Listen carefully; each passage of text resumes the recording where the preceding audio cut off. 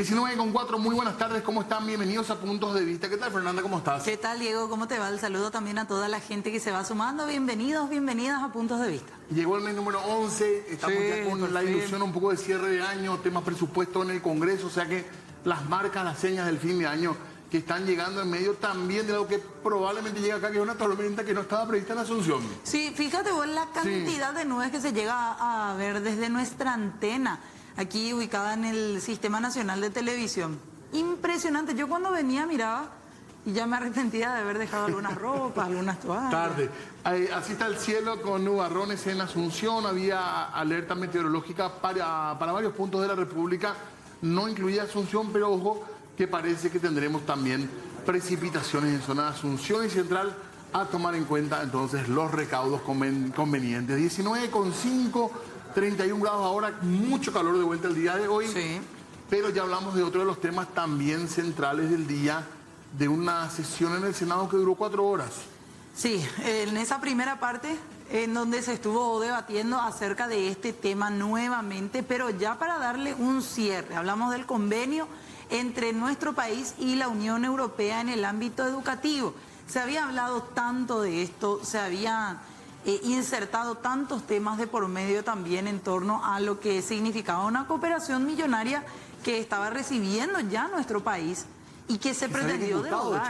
Sí, fíjate, Diego, y para que la gente se haga una idea nada más, no, es que los 38 millones de euros estuvieron ahí sobrevolando Paraguay sin ser utilizados, esperando tranquilamente en estos tiempos electorales que nos tocaron. No, de los 38 millones de euros que incluía la cooperación y el convenio con la Unión Europea, 28 más o menos ya se usaron. Este fue un tema que se usó mucho en la campaña política, sí, como una señal de que era la ANR, la reserva moral de la República con la defensa de Dios, patria y familia, que usaban como eslogan. Sin embargo, hoy algunos que levantaban esa bandera terminaron cediendo. El propio Santiago Peña cambió de postura. Se habló de ideología de género, se habló de que supuestamente se iba a perder la patria potestad de los niños, entre otras cosas más también que se iban a querer incluir supuestamente en el sistema educativo, y con ese discurso se llegó a las masas, se llegó a un sector muy conservador de nuestro país. Algunos desde la oposición dicen se hizo todo para captar votos, porque esto se reflotó, primeramente se habló en campaña electoral, pero después ya una vez asumidos los nuevos congresistas, se volvió a reflotar como una posibilidad la derogación a través de una ley, algo que para muchos no era viable, porque decían, en la prelación de las leyes no se puede eliminar o derogar un convenio que ya está vigente mediante una ley, en este caso en nuestro país. Es lo que mencionaban desde el sector, desde donde se oponían a la derogación. Hubo hoy realmente, porque fueron 4 horas, pero realmente fueron 4 horas que valió la pena escuchar para sacar conclusiones también, y entender un poco, a veces incluso los temores genuinos de algunas personas, y también entender las justificaciones técnicas que dieron otras personas. Se habló de todo realmente, porque se habló de educación, se habló de moral, de proselitismo. Decía la senadora Esperanza Martínez, 6 ministros de educación ya pasaron desde que este tema está ahí en carpeta. Porque no le preguntaron todas estas personas si estaba incluso el nombre de los ministros. En fin, dio mucho que hablar y dejó también varias frases. Hasta Soda Stereo apareció en un momento dado en la Callama, y el propio Silvio Velar le pregunta, ¿usted hizo referencia a Soda Stereo? Le dijo. Y sí, le dice. Persiana americana. Bueno, también una intervención del senador, en este caso, Colín Soroka, compartimos. Yo soy un defensor del cuidado de los niños, la formación de los niños, ¿cierto? Y voy a votar siempre a favor de eso, de cuidar las futuras generaciones.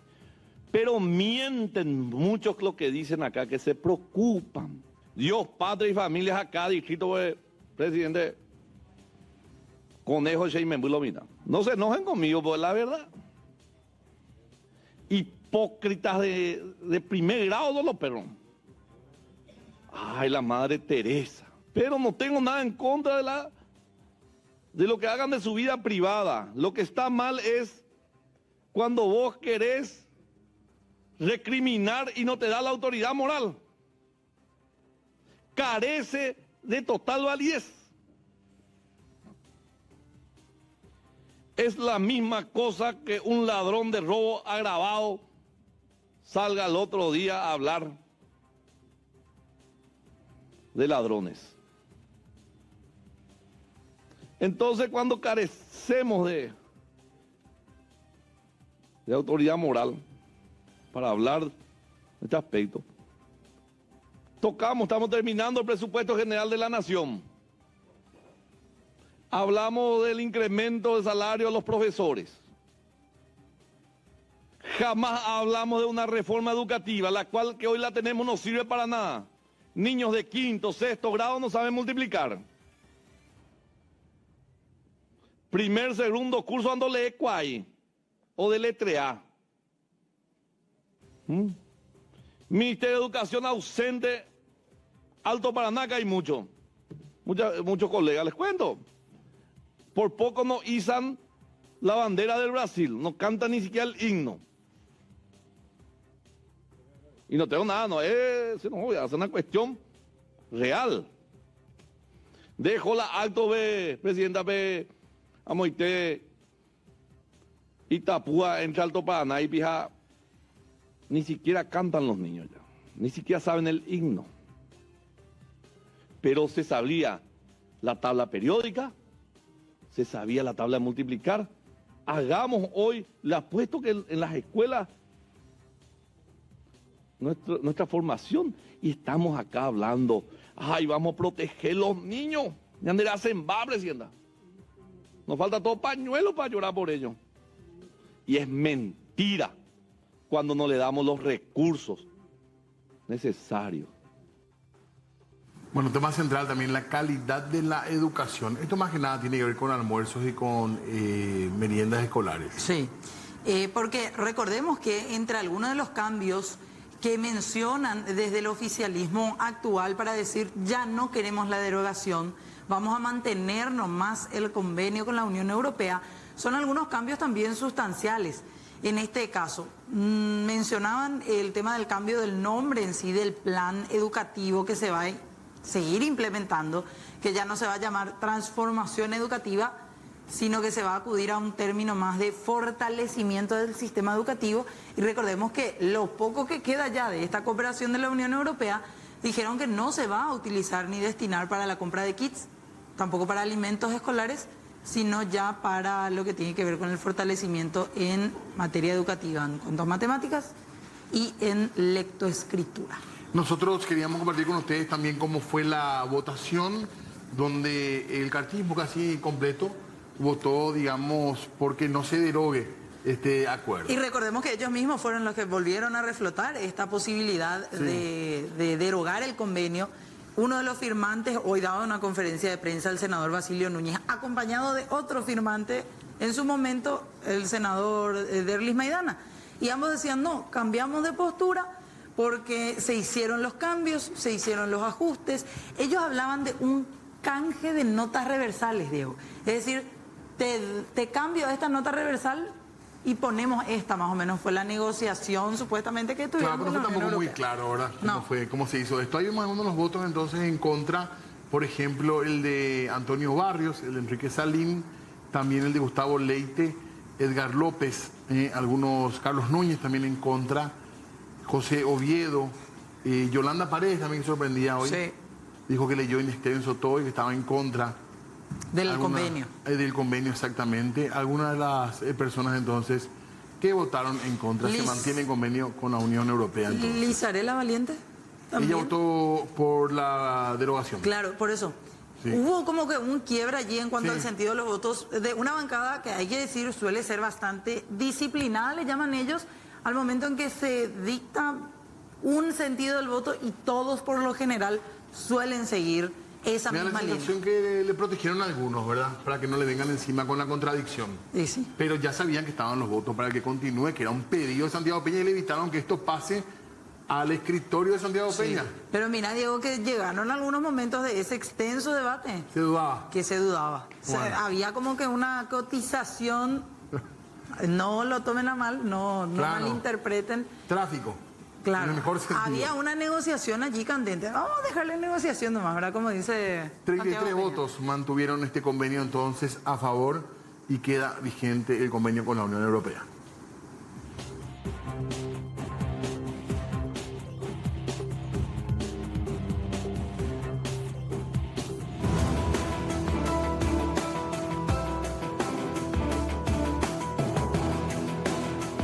A más de 22 años de la quiebra del banco alemán, los afectados que en su momento depositaron su dinero y confianza a la entidad aún siguen lamentando haber sido víctimas de la estructura fallida. Tras varias investigaciones, la justicia pudo dar con el uruguayo José Peirano Basso, dueño del mencionado banco. En nuestro país es acusado por el vaciamiento del banco alemán, pero a la par está ligado a otros grandes desfalcos en Sudamérica.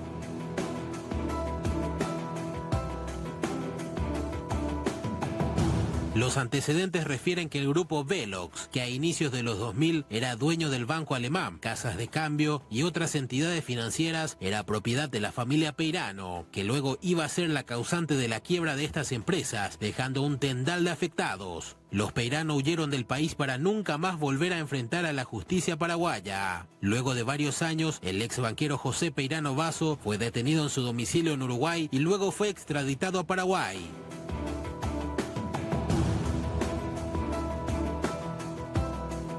Finalmente, José Peirano Basso fue condenado a 2 años de pena privativa de libertad por lesión de confianza y conducta indebida en situación de crisis y decretó la extinción del delito de estafa. Su sentencia se definió con la obligación de reparar el daño social ocasionado mediante la donación de la suma de 250 millones de guaraníes a varias fundaciones del país.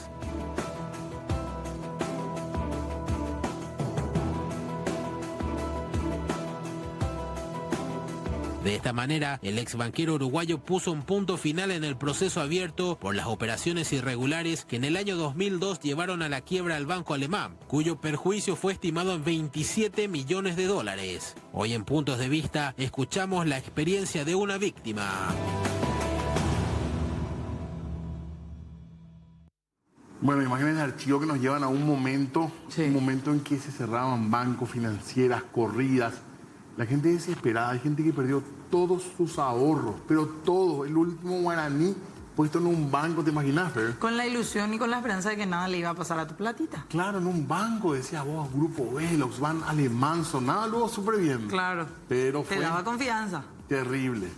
Bueno, y queremos hablar de esto teniendo en cuenta lo que ya adelantabas, Diego. Hubo una determinación de la justicia para Peirano Basso. Así mismo, bastante livianita, digamos. Una multa casi.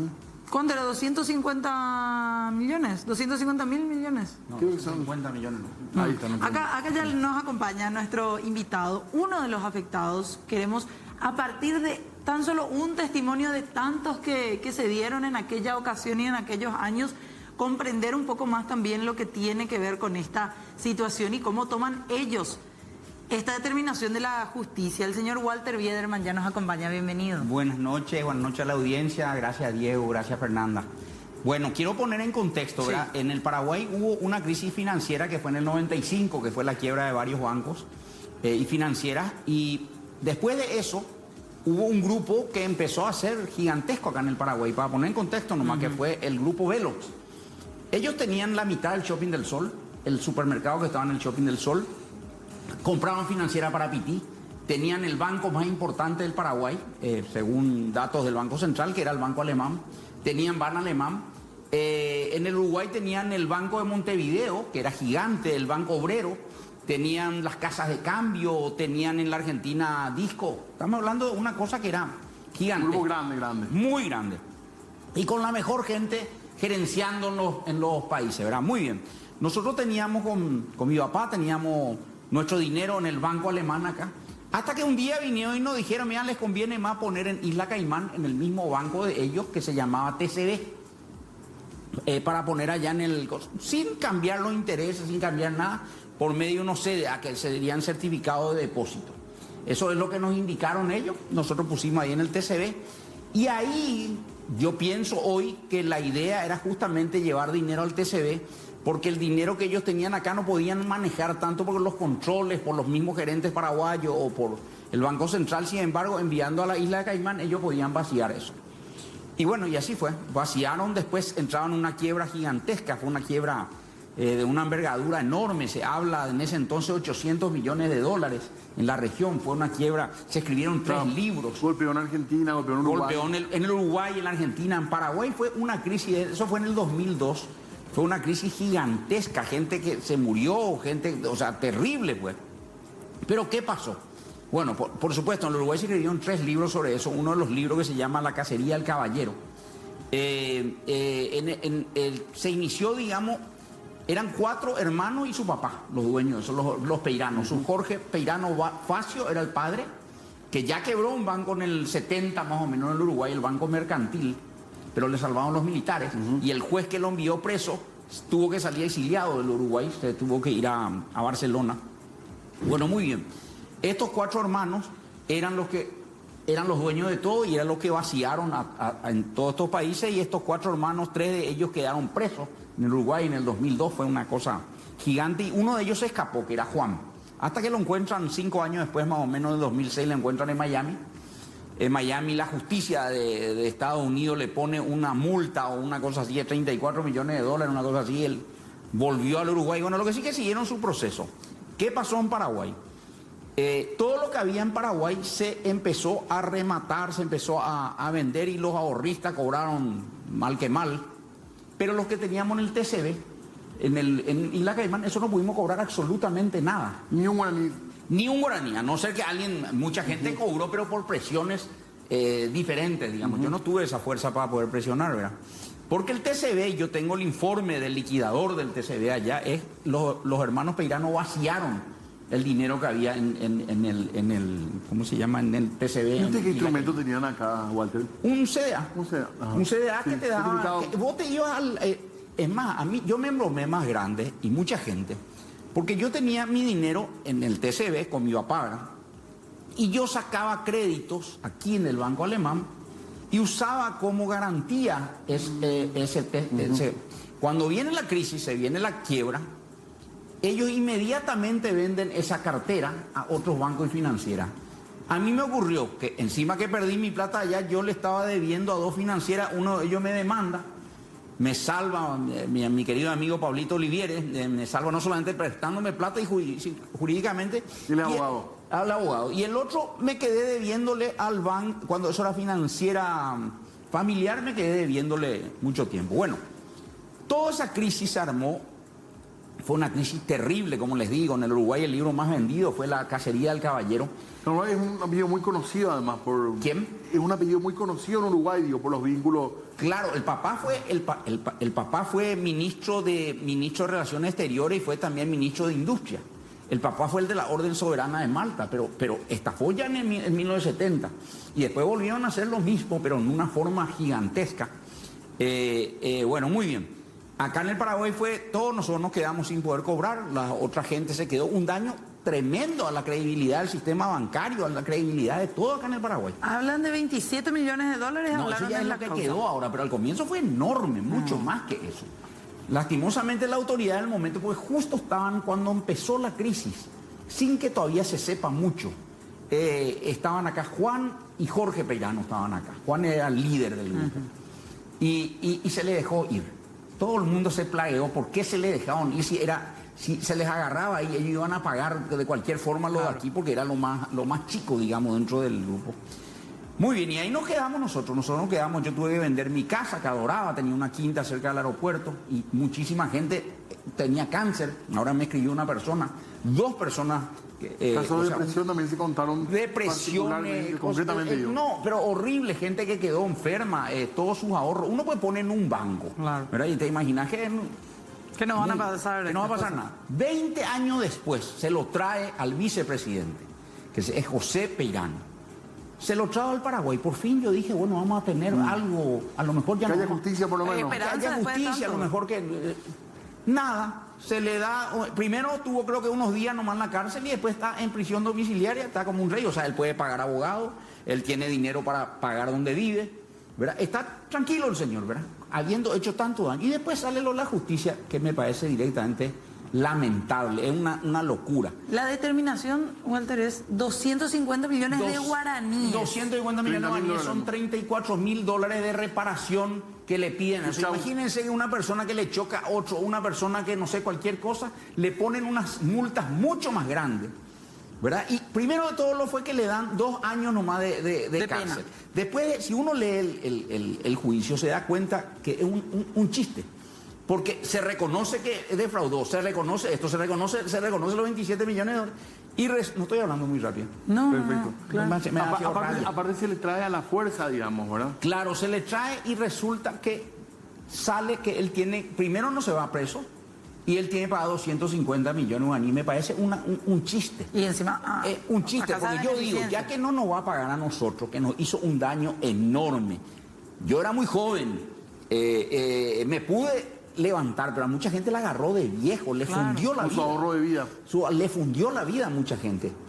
Y tienen que pagar unas cifras mínimas. Yo digo, ya que no nos van a pagar a los ahorristas, a la gente que confió en ellos, digamos, que por lo menos el Estado paraguayo le hubiese pedido entre 5 o 10 millones de dólares de multa, digamos, con tantas necesidades que hay en este país, digamos, qué sé yo, Lincán, todos ya están con problemas, los indígenas, los estos.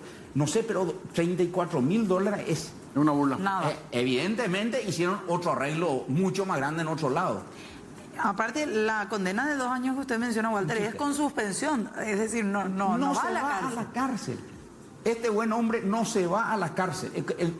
Ellos fueron, y no estamos hablando de un gerente o algo, ellos eran los dueños, él era el vicepresidente, ellos eran los capos de todo esto. Y lo que estoy contando no es lo que yo cuento, es lo que salió en el Uruguay, o sea, y lo que salió acá. Lo que hicieron ellos no fue que le fue mal en los negocios, fue fraudulento. Yo puedo poner un negocio y no vendo, algo por el estilo, y me voy al diablo y quedo con deuda y llama a concurso acreedor de quiebra, pero no soy un bandido. Pero esto fue fraudulento, eso está demostrado en todos lados. Ahí veíamos las imágenes del banco, incluso, bueno, en pleno centro, uno recuerda a la gente ahí afuera queriendo sacar su plata. Y le decían, no hay más nada acá, básicamente. Y a mí no tuve ni a quién quejarme. ¿Te acuerdas que había la libretita? Esa la gente se iba así en la ahorrita con su libreta pidiendo retirar la plata y no había más. Pero cada uno o sea, a mí me están escribiendo, lastimosamente, toda la gente no quiere opinar así en público, ¿verdad? Claro. Pero cuando yo escucho, me llama alguien de dentro del Banco del Uruguay a contarme, mira, Walter, retira tu plata porque esto se está complicando. Yo me voy a hablar con el gerente general del banco en ese momento, un paraguayo, y justo le llama a Jorge Peirano, que estaba acá, uno de los Peiranos. Y ahí yo le explico, mira, me está hablando, yo quiero que me devuelvan mi dinero. Y me dice, no, vos sabés que no, esto no es cierto, quieren hacer una crisis financiera, qué sé yo, bla. No te preocupes por nada. Una semana después escucho más, me voy al Uruguay a hablar con Jorge Peirano y su papá. Y ahí, por supuesto, es que parecían 2 monjes, 2 obispos eran. Vos le veías a los Peiranos, parecían 2 obispos. Y me dice, pero por favor, pero lo último que te vamos a hacer es vamos a vender nuestra camisa por entregarte a vos, pero qué cosa esto. Al final yo tenía ganas de poner más dinero Walter, y bueno, hablaste de eso, del tema de tu casa tan linda. También tu papá fue claro, mi pobre papá ligó grande también, ¿no? Ahí ligamos grande, fue muy injusto porque fue fraudulento esto fue, y lo que duele, porque esto es una revictimización, yo ya medio me había olvidado del tema, pero le veo a este señor, digo, por fin se lo trae, después de 20 años. ¿Esa es la justicia? Claro, digo, por fin se lo trae, y resulta ser que este señor no vinieron con ganas de arreglar nada con la gente, sino que hicieron unos arreglos con muy buen abogado seguramente. La verdad que yo tampoco querría ganar dinero sobre el dolor de la gente, honestamente digo, por estos Peiranos, digamos, tener dinero sobre el dolor y sobre el sufrimiento de los demás no me parece. Uno pensaría defensa pública que se haga cargo de estos casos, pero bueno. Pero nuestra justicia, imagínense ustedes que 4 hermanos paraguayos se vayan en el Uruguay y hagan un desfalco de esta magnitud, pero jamás le iban a hacer. Acá, sin embargo, viene el tipo, se fue creo que 3, 4 días a guardia de seguridad, después de eso ya está en arresto domiciliario. Tenemos que hacer una breve pausa. Hay un punto que tocamos someramente, pero que también significó mucho y se hicieron públicos los casos de gente que cayó en depresión, que tuvo problemas de salud mental. Sí. Porque claro, perdiste todo lo de tu vida de un día para el otro en un banco que era confiable. Distinta a una crisis donde hubo papeles en negro, la anterior crisis, digamos, este caso era distinto. Era un banco que estaba ahí, se ponía la plata ahí, sin embargo, terminaron estafados. Vamos a estar hablando de eso a la vuelta de la pausa, ya venimos.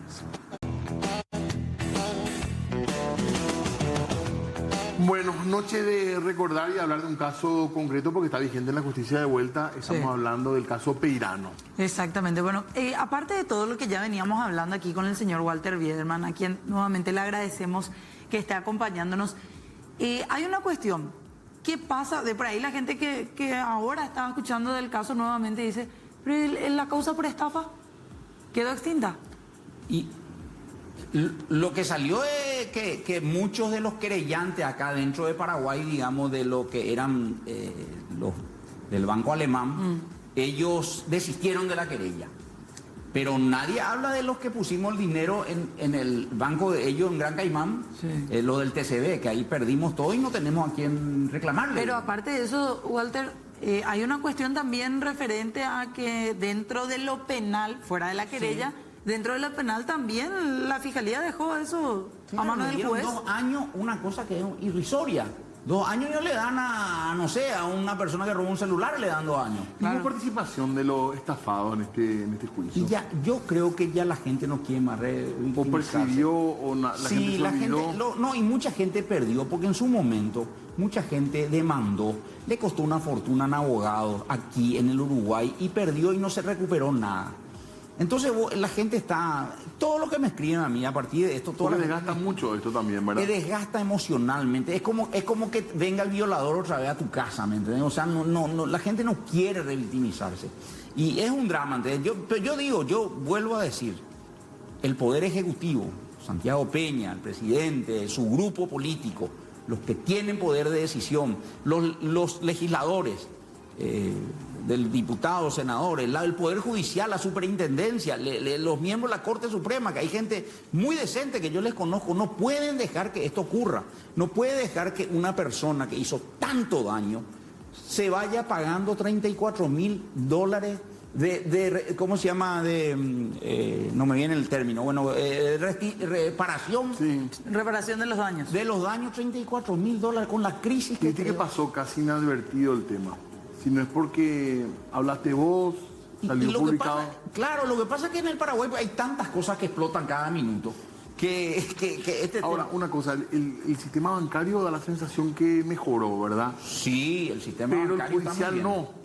El judicial fue empeorando. En este caso es una vergüenza. En este caso es un chiste, porque esto tiene que ser una causa nacional, digamos. La gente acá en Paraguay tiene que decir, señores, este señor hizo una crisis gigantesca acá. No puede ser que un juez, un fiscal o quienes están ahí le den esa multa. Esto tendría que ser una multa gigante.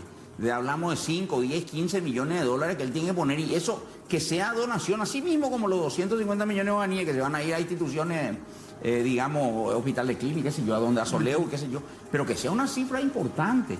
O que nos devuelva a nosotros nuestro dinero. Va también, perdón, señor Walter, va también en detrimento un poco de la figura nuevamente del Ministerio Público. Porque usted decía, son Néstor Coronel y Francisco Cabrera los agentes que se allanaron básicamente a la decisión. Se allanaron. Yo me rindo, no puede ser, o sea, no sé, acá es una cuestión patriótica, digamos. No puede ser que unos uruguayos, sin vergüenza, que estafaron y en su país fueron más duros con ellos, de lo que nosotros somos acá de defenderle a nuestros paraguayos, digamos. Y digo, esto no puede ser una persona que comete errores, que chocan, las multas son mucho más grandes.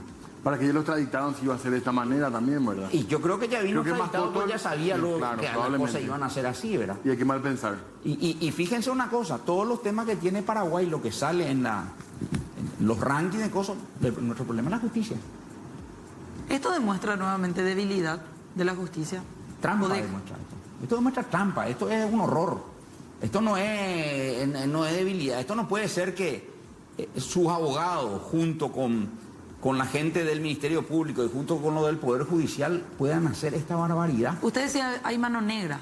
Absolutamente. Es imposible de otra forma. Hay que notar que en algunos casos donde es mucho menor, está bien que la justicia aparezca, pero gente que pasa 20, 15, 25 años por delitos menores. Andate a Tacumbú o a todos los lugares penitenciarios, los 17.000 otros que están ahí en la cárcel, el 70% no tiene condena y la gran mayoría es por robo bagatelario, o sea, no están presos los más peligrosos y no los más pobres. Y este señor viene del Uruguay, viene feliz de la vida, no está en la cárcel, tiene el dinero para pagar un abogado importante, tiene dinero para arreglar con la justicia y nosotros. Pese a que ya se decretó la extinción de la causa, ¿ustedes tienen pensado con algún grupo de personas víctimas de esta misma situación hacer algo más? Yo voy a hacer lo que puedo, en memoria de mi papá, en memoria de tanta gente que sufrió con esto. Y estoy golpeando puertas, estoy golpeando todas las puertas porque acá en el Paraguay hay unos tomadores de decisión, ¿verdad? O sea, acá está muy mezclado lo político con lo judicial, lo legislativo, esto es una decisión de un grupo de gente que diga, señores, esto no puede ser, vamos a cortar esto, vamos a parar esto y eso tenemos que hacerle pagar a esta gente o a los ahorristas o que pongan para el hospital de clínica, para Soleo, para qué sé yo, para los indígenas. Pero un monto mayor. Pero una cifra considerable. Claro, considerable. Ya es complicado si la fiscalía se allana también, ¿verdad? Cuando debería representar los intereses de la gente. Pero el fiscal general del Estado, persona que yo creo en él, por lo menos necesito creer en alguien, que tome una decisión. La misma cosa mis amigos de la Corte Suprema de Justicia, el señor Diesel, el señor Jiménez, el señor Ramírez, disculpe que lo nombre, ¿verdad? Pero Carolina Llanes, la pucha, tomen una decisión, paren esto, no puede ser que un abogado llegue a un acuerdo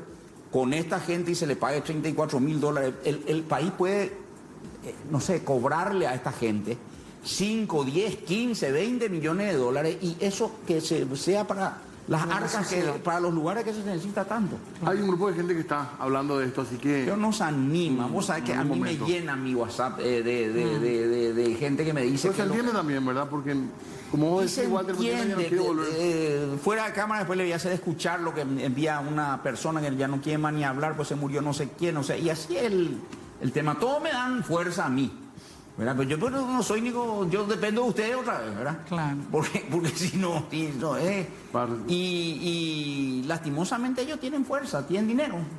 Walter, te agradecemos muchísimo que hayas venido, que compartas con nosotros esta parte de la historia del Paraguay también y que evidencia también un momento de la justicia que necesitamos cambiar entre todos realmente, denunciar entre todos por lo menos. Mil gracias. Yo lo que le agradezco a ustedes por hacer público esto porque evidentemente si se hace público tenemos más fuerza. Totalmente. Gracias Fernanda, gracias Diego. Por favor. Gracias Carlos, muchachos y la señorita que nos filmaron. Muchas gracias. Gracias. Bueno, hacemos una breve pausa. Y ya volvemos enseguida.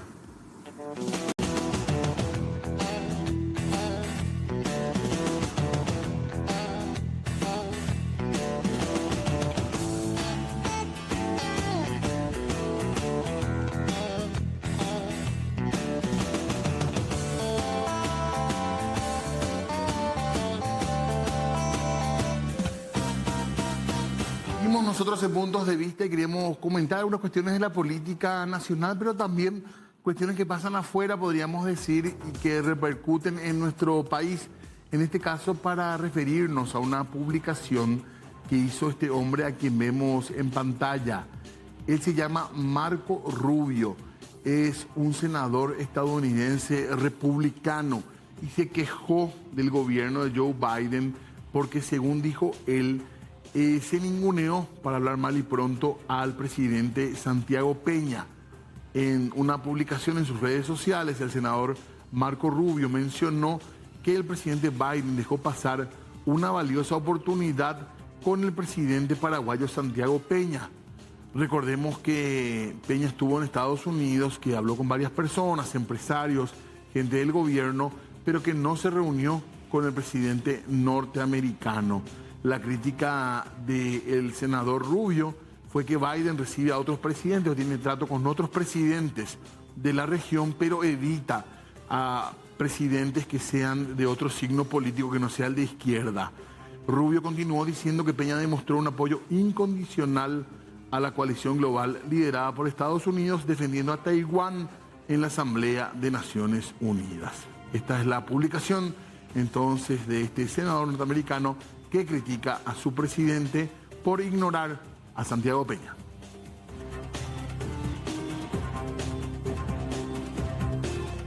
Bueno, queremos cambiar de tema, queremos hablar de una actividad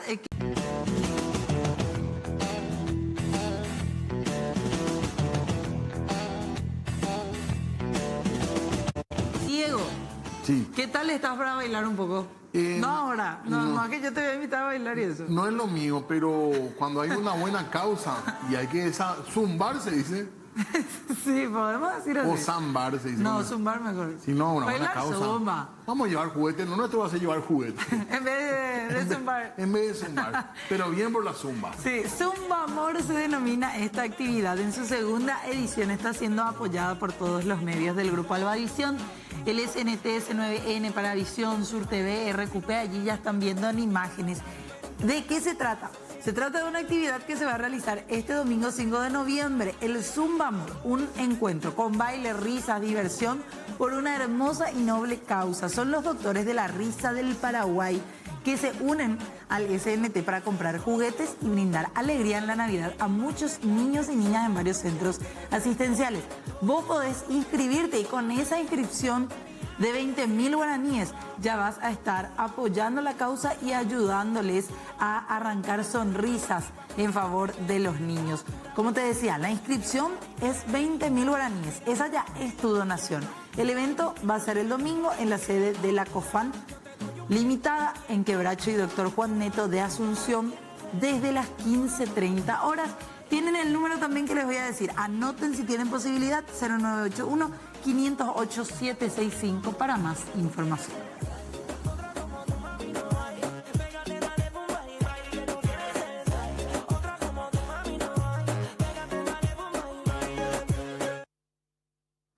Bueno, muy bien, cambiamos de tema nosotros para referirnos ahora a la reacción del gobierno, podríamos decir, a lo que pasaba hoy en Cámara de Senadores. Hay un comunicado del gobierno que dice básicamente en el encabezado: Paraguay es familia. Ahí está, esto se lo sacó Presidencia, el MEC, hablando un poco del convenio y ratificando lo que dicen que es el compromiso de nuestro país con las familias paraguayas y con mantener también ciertos valores en la educación. Ese es el compromiso que pone el MEC en este comunicado y que habla de esto. El gobierno del Paraguay tiene el deber de proteger a nuestra infancia a través de una educación con valores propios de nuestra nación y en concordancia con lo que dicta nuestra Constitución Nacional. Por eso, bajo ninguna circunstancia, se alejará de ese mandato. Sí, dicen incluso allí y resaltan que se ha blindado de cualquier interpretación. Desde el gobierno del Paraguay reafirmamos nuestro compromiso con el modelo de familia tradicional paraguaya. Esto teniendo en cuenta también la movilización que se realizaba a las afueras del Congreso. Reiteramos, se deja sin efecto la intención de derogar el convenio, es decir, se mantiene el convenio de educación con la Unión Europea. Es la determinación que se tomó en el transcurso de esta tarde en el Congreso. Y está empecinado el gobierno en tratar de decir que cambiaron lo sustancial cuando en realidad el convenio sigue siendo el mismo. Más que hay algunos nombres en el nombre del proyecto y demás. Es así. Bueno, nosotros ya nos vamos despidiendo. Nos vamos al sur. Sí, ya llega Mi Tierra Roja en segundito. Excelente. Chao, chao.